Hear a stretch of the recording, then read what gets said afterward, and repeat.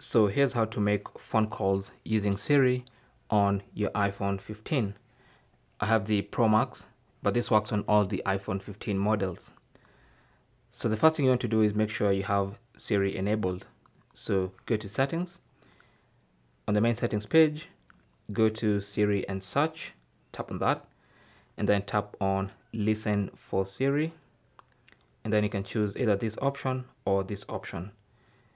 This one will turn off Siri, so it's not going to be useful. So we want either of these two. Now, once you enable Siri Assistant, then you can make calls at any time. Hey Siri, call FIFA Davy. Calling FIFA Davy, mobile. And it's gonna start making a phone call.